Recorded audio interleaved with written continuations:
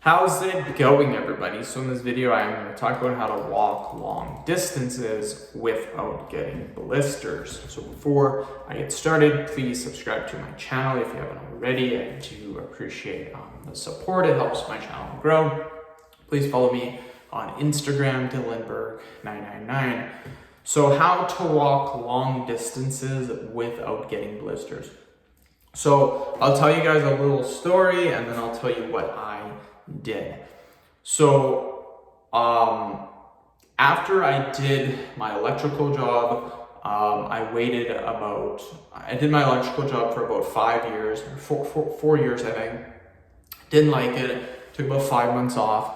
During that 5 months off, I did a security course for I think a couple of weeks. I got my security guard license.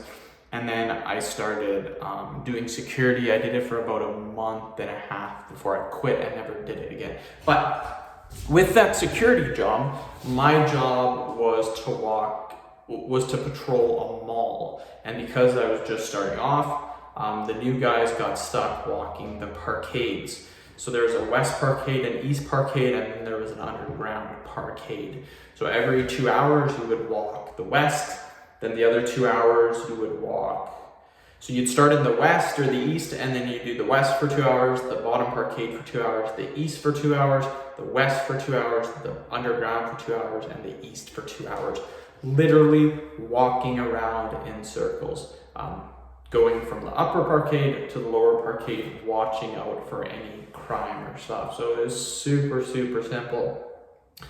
My point here is the amount of distance that we walked. We walked nonstop for 12 hours. Obviously, you get a couple of coffee breaks and a lunch break, but other than that, it was walking 12 hours straight.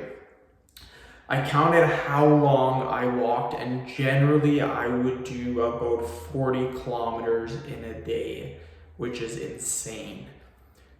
First 2 days, I had massive blisters on my foot. Now this is where the title comes in, how to walk long distances without getting blisters.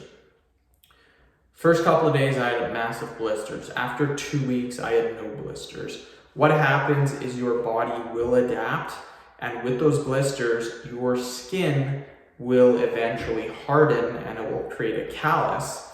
And then what's going to happen is you won't get those blisters. So basically your body will adapt to whatever stress that is going on. And yeah, the blisters will hurt. It's going to suck. You're going to walk and it's going to hurt. So the good thing about the security is you work 4 days, you get 4 days off. So I only had to work 1 or 2 days with bad blisters, and then after the 4 days my blisters were able to heal. So I recommend, if you can, like in the ideal world, you would do 1 day where you walk a long distance and the next day you would rest. The day after you walk a long distance. By doing this, you might not actually get any blisters, because walking one long day might not be enough to actually trigger the blister, but it's enough so that your body will adapt to it. So that's the perfect scenario.